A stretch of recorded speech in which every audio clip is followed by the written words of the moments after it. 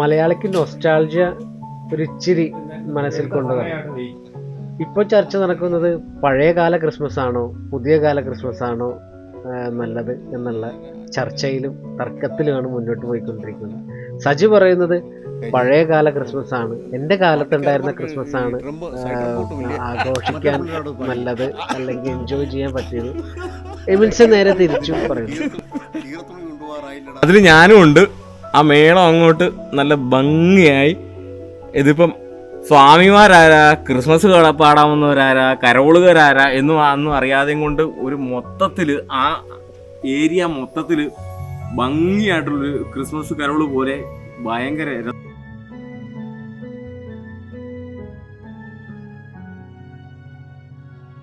രസമായിട്ട് ആഘോഷിച്ചു. ഞാൻ ഇപ്പോഴും ഓർക്കുന്നുണ്ട്. ഞാനുണ്ടായിരുന്ന സീനില്ല.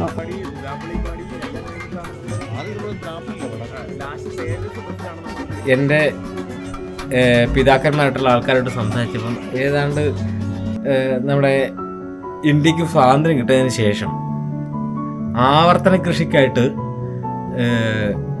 കൃഷി ചെയ്യാൻ വേണ്ടിയിട്ട് സ്ഥലം ഗവൺമെൻറ് കൊടുക്കുകയുണ്ടായി. അന്ന് ഗവൺമെൻറ് ആയിട്ടില്ല, ഗവൺമെൻറ് കൊടുക്കുകയുണ്ടായി. ആ സ്ഥലം അങ്ങനെ വെട്ടിക്കേറി കൃഷി ചെയ്ത് ഇവിടെ താമസമാക്കിയവരാണ് എൻ്റെ പിതാക്കന്മാരും ഞാനടക്കമുള്ള ആൾക്കാർ ഇവിടെ ഉള്ളത്. അവർ ഇവിടെ വന്ന്, ഇവിടെ വനമായിരുന്നു, ഈ വനം വെട്ടിത്തെളിച്ച് കൃഷി ചെയ്ത് ഇവിടെ ജീവിച്ച് ഇവിടെ താമസിച്ച് ഇവിടുത്തെ ആൾക്കാരായി മാറിയവരാണ്. എനിക്ക് ആ സമയത്ത് ഇവിടെ വനമായിരുന്നു. എനിക്ക് എന്നോട് ഇവിടുത്തെ എൻ്റെ ഒരു വളരെ പ്രായമുള്ള ഒരു അപ്പച്ചനുണ്ടായിരുന്നു. അപ്പച്ചൻ എന്നോട് പറഞ്ഞൊരു കഥയെന്ന് പറഞ്ഞു കഴിഞ്ഞാൽ, എൻ്റെ ഫാദറിനെ അദ്ദേഹത്തിൻ്റെ അമ്മ ഒരു എന്താ പറയുക, അങ്ങനെ കെട്ടുന്നതിന് തോൾസഞ്ചി പോലത്തെ ഒരു അതില് കെട്ടിയിട്ട് പാടത്ത്, ഇവിടെ പാടമൊക്കെ ഉണ്ടായിരുന്നു, ആ പാടത്ത് പണിയെടുത്തോണ്ടിരുന്നപ്പോ കരടി ആക്രമിക്കാൻ ശ്രമിച്ചപ്പോൾ കരടിയുടെ മുന്നിൽ നിന്ന് ഓടിയിട്ട് ഏറുമാടത്തിൽ കയറിയ കഥ പറഞ്ഞിട്ടുണ്ട്. ആ ഏറുമാടായിരിക്കുന്ന സ്ഥലം ഇപ്പോഴും അവിടെ ഉണ്ട്. ആ കഥ അറിയാവുന്ന ഒരുപാട്, ഇത് കഥയല്ല, ഇത് യാഥാർത്ഥ്യമാണ്. ആ കഥ അറിയാവുന്നവര് ഒരുപാട് പേര് ഇപ്പോഴും ഇവിടെ ഉണ്ട്.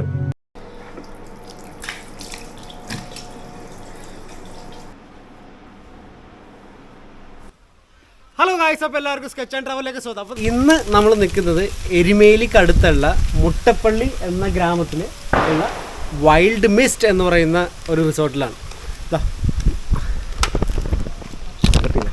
മഡ് ഹൗസ് കേരളത്തിലെ ഏറ്റവും വലിയ മഡ് ഹൗസാണ്.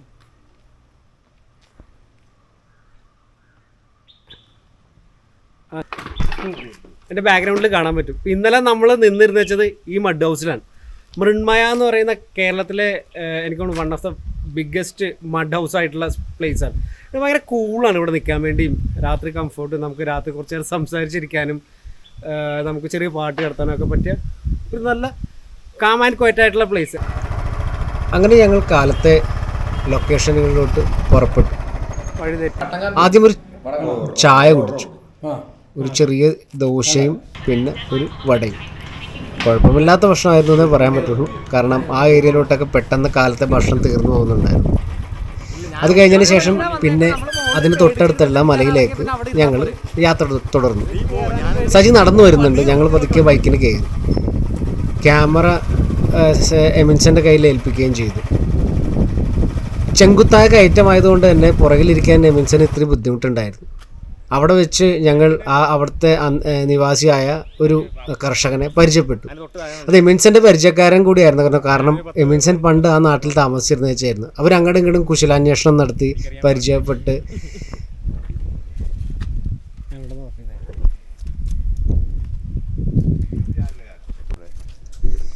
അങ്ങനെ ഞങ്ങൾ ആ ചേട്ടൻ്റെ തൊടിയിലൂടെ നടന്നു. ഈ തൊടി എന്ന് പറയുന്നത് ശരിക്കും കാടിനോട് ചേർന്ന് കിടക്കുന്നതാണ്. എത്ര ഏക്കറാണെന്ന് അറിയില്ല, എങ്കിലും ഏക്കർ കണക്കിന് റബ്ബർ തോട്ടം ഈ കർഷകൻ്റെയാണ്. പുള്ളി ഒരുപാട് വിഷമങ്ങളും അതേപോലെ തന്നെ പഴയ ഓർമ്മകളും ഞങ്ങളോട് പങ്കുവെച്ചു. പുള്ളി പറയുന്നുണ്ടായിരുന്നു എത്ര ഈ പറഞ്ഞ പോലെ തോട്ടങ്ങളുണ്ടെങ്കിലും അതിവിടെ ഇപ്പോൾ ഭയങ്കരമായിട്ടുള്ള വന്യമൃഗ ശല്യങ്ങൾ ഭയങ്കരമായിട്ടുണ്ട്. പഴയ കാലത്ത് ഇവരുടെ ചെറുപ്പകാലത്ത് അവിടെയൊക്കെ കുടിയേറിയ ആൾക്കാരാണ് ഇവർ. അന്ന് കാലത്ത് ഗവൺമെന്റ് സപ്പോർട്ടോട് കൂടി കുടിയേറിയതാണ്. ഞങ്ങള് ചെറുപ്പത്തിലെ പള്ളിയിൽ നിന്ന് കരോള് വാടി വരുന്ന സ്ഥലങ്ങളാണ് ഇതൊക്കെ. ഇത് എമിൻസൺ തൻ്റെ പഴയ ഇതിലൂടെ നടന്ന കരോൾ ഓർമ്മകളെ കുറിച്ചൊക്കെ പറഞ്ഞു. ഇപ്പോൾ അതെല്ലാം കാട് പിടിച്ചും കൃഷി തോട്ടങ്ങളെല്ലാം മാറി മാറി. ആ ചേട്ടനോട് സംസാരിച്ചപ്പോൾ പണ്ട് ഇത് ഒരു വയൽ ആയിരുന്നു എന്ന് പറഞ്ഞത്. പിന്നെ പിൽക്കാലത്ത് ഇത് റബ്ബറായി മാറി. റബ്ബർ കൃഷി വരികയും അത് റബ്ബർ കൃഷിയുടെ ഒരു ഉന്നത പീക്ക് ടൈം ഉണ്ടായിരുന്നു. കാരണം കോട്ടയംകാർ അച്ചായന്മാരെന്ന് പറയപ്പെടുന്ന ആ പേര് തന്നെ വന്ന് അതിലൂടെ ആയിരുന്നു. ഇപ്പോൾ റബ്ബറിന് വില കുറവാണ്. പിന്നെ അതുപോലെ വന്യമൃഗത്തിൻ്റെ ശല്യം ഉള്ളത് കൊണ്ട് കാലത്ത് ഇറങ്ങിയൊന്നും ടാപ്പിങ്ങൊന്നും ഈ ഏരിയയിൽ നടക്കില്ല. പിന്നെ ഗവൺമെൻറ്റിനോട് ഫെൻസിങ്ങോ ഇതോ വെക്കാനോ എന്തെങ്കിലും പറഞ്ഞു കഴിഞ്ഞാൽ അതൊന്നും നടക്കില്ല. കാരണം നിലവിൽ ഇവരെ കുടിയിറക്കുക അല്ലെങ്കിൽ കസ്തൂരിരംഗൻ റിപ്പോർട്ടൊക്കെ ഇട്ട് സ്റ്റക്കായി നിൽക്കുന്ന കുറേ മലയോര കർഷകരാണ് ഇവരെല്ലാം.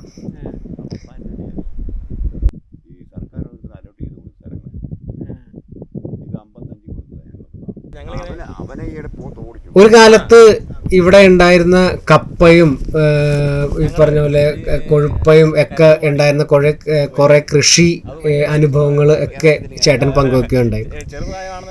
അപ്പോൾ ചേട്ടൻ്റെ ആകെ വിഷമം എന്ന് വെച്ച് കഴിഞ്ഞാൽ ഈ സ്ഥലങ്ങൾ ഒരിക്കലും വിൽക്കാൻ പറ്റുകയോ കുട്ടികൾക്ക് പണയം വെച്ച് പഠിക്കാൻ പോവുകയോ ഒക്കെ ചെയ്യാൻ ഇപ്പോഴത്തെ നിലവിലെ സിറ്റുവേഷനിൽ പറ്റില്ല എന്നുള്ളൊരു വിഷമം പുള്ളി പറഞ്ഞു. എനിക്ക് അതിൻ്റെ ഔദ്യോഗികമായിട്ടുള്ള കാരണങ്ങൾ എനിക്കറിയില്ല. പക്ഷെ പുള്ളി പറയുന്നുണ്ടായിരുന്നു തൊട്ടടുത്തുള്ള ആൾക്കാരെല്ലാം ഈ വന്യമൃഗ ശല്യങ്ങൾ ഉള്ളത് കൊണ്ട് തന്നെ എല്ലാവരും വീടിട്ടെറിഞ്ഞു പോയി. ഒരിക്കലും ഗവൺമെൻറ് ഇവരെ തിരിച്ച് റീഹാബിലിറ്റ് ചെയ്യാനോ ഒന്നും അവരെ സപ്പോർട്ട് ചെയ്യുന്നില്ല.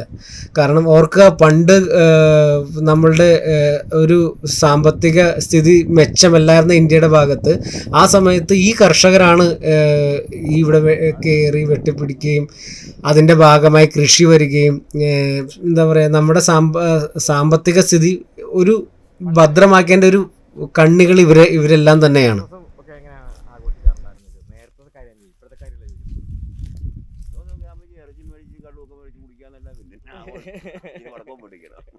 അല്ല ഇതിലൂടെ കരോള് പോകുന്ന ഇപ്പൊ ഇങ്ങോട്ട് വരലില്ല അല്ലേ?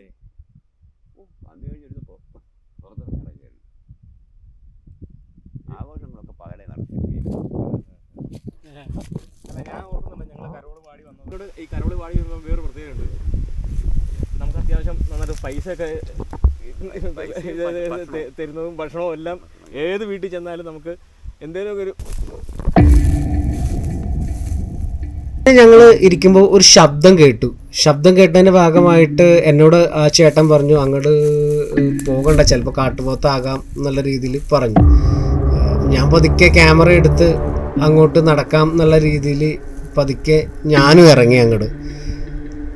ആദ്യത്തെ ദൂരെ ഒന്നും കാണാൻ പറ്റില്ല. പക്ഷെ കാടിൻ്റെ ഉള്ളിൽ ഈ ക്യാമറയിൽ അധികം കിട്ടിയില്ല. കാടിൻ്റെ ഉള്ളിൽ ഭയങ്കരമുള്ള അനക്കങ്ങൾ കേൾക്കുന്നുണ്ടായിരുന്നു. ആ സമയത്ത് അവിടെ ചെന്നപ്പോൾ കണ്ട കാഴ്ച എന്താണെന്ന് വെച്ച് കഴിഞ്ഞാൽ ഒരു കുറുക്കൻ്റെ അരക്ക് കീഴ്പോട്ട് തളർന്ന് കിടക്കുക. അപ്പോൾ ഇത് ഭയങ്കരമായിട്ട് ഓളിയിടുന്നുണ്ടായിരുന്നു. ഞങ്ങൾ പുറകെ ചെന്നപ്പോൾ ഈ അരക്ക് കീഴ്പോട്ട് തളർന്ന ശരീരം വലിച്ചിഴച്ചുകൊണ്ട് ചെങ്കുത്തായ മല ഇറങ്ങി പോകും. ഞാൻ ക്യാമറ കൊണ്ട് പുറകെ ചെല്ലുമ്പോൾ പുറകിലുള്ള ചേട്ടൻ പറഞ്ഞു വേണ്ട, ഒന്നല്ലെങ്കിൽ വേറെ എന്തെങ്കിലും ജീവി ഇതിനെ ആക്രമിച്ചാൽ ജീവി അവിടെ ഇവിടെ ഉണ്ടാകാൻ ചാൻസ് ഉണ്ട്. അപ്പോൾ അതുകൊണ്ട് തന്നെ വേണ്ട, അങ്ങോട്ട് പുറകെ പോകണ്ട എന്ന് പറഞ്ഞു. ഞാനങ്ങനെ ആ ഉദ്യമം വേണ്ട എന്ന് വെച്ചു.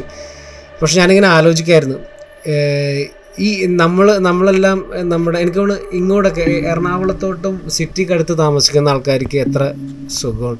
ഏത് രാത്രി വേണമെങ്കിലും പുറത്തിറങ്ങാം, ഏത് വെളുപ്പിന് വേണമെങ്കിലും എവിടെ വേണമെങ്കിലും പോവാം. പക്ഷെ ഇങ്ങനെ താമസിക്കുന്നവർക്ക് രാത്രി പുറത്തിറങ്ങാൻ പറ്റില്ല.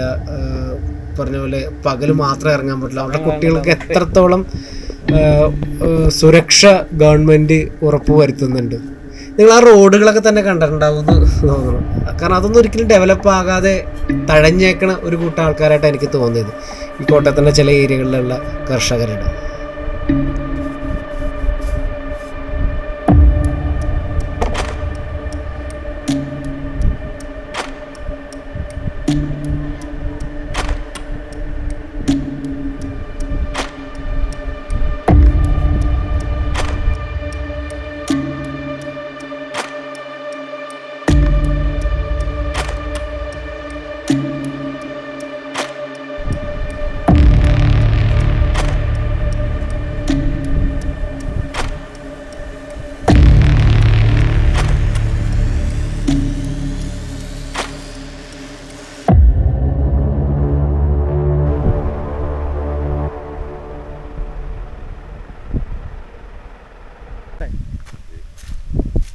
ശരി എന്നാൽ വരുമ്പോൾ കാണാം.